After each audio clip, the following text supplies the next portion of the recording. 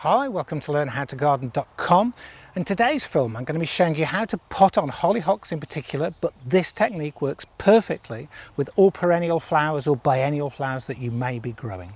If you're not already subscribed to us at Learn How to Garden, there's a link directly above me right now that'll take you to the website. Input your email address, you get the free monthly newsletter, you get to see what the gardening club is all about and why people are raving about this in the industry. You get to see all the other courses we do, and it also means that every time we put up a new film we can let you know, and you get the newsletter which doesn't appear anywhere else at all.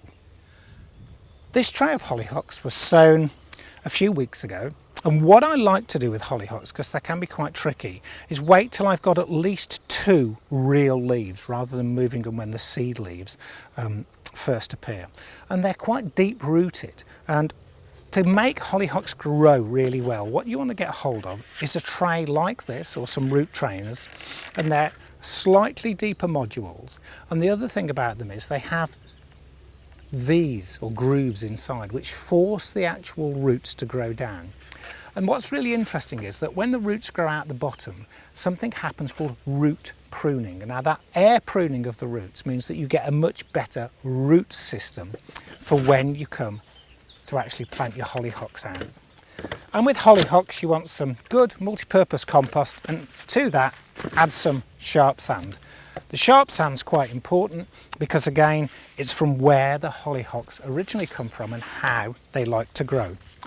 You can do it without all these little tricks, but if you want them to be the best, it's these small details that make the difference. And then just mix this compost together so it's really well mixed. Once you've mixed your compost, you need to spread it into the tray, but not force it down, just force it across. I have to say, there's something wonderfully sensual about potting things on. I think as gardeners it's that contact with the soil, isn't it? I've never ever understood why gardeners pot on and do all that wearing gloves. I'm sure I'll get lots of comments on that. I just haven't. It's that contact with the soil. Once it's levelled off, tap it down and it'll all drop slightly so that you get rid of any large air pockets, but you've still got a lot of air in the compost, and that's important. And then take a dibber. Now if you really want to do this properly, what you want is a dibber that's got like a little spoon on one end. This is made by Sneebor and it does the job perfectly. And take one of your hollyhocks, holding it just by the leaves, and that's really important. You don't want to be holding the stem. You go in and you sort of pick out.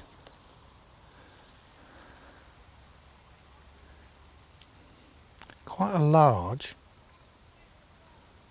root area. Scrape away compost,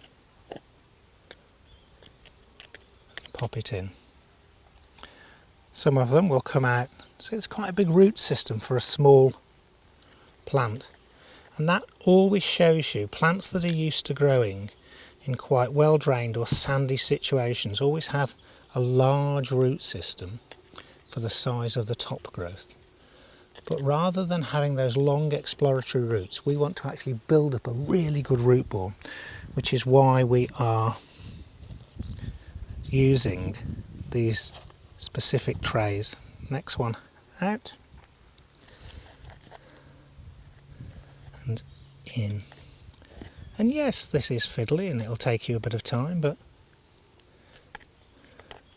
gardening isn't about rushing, is it?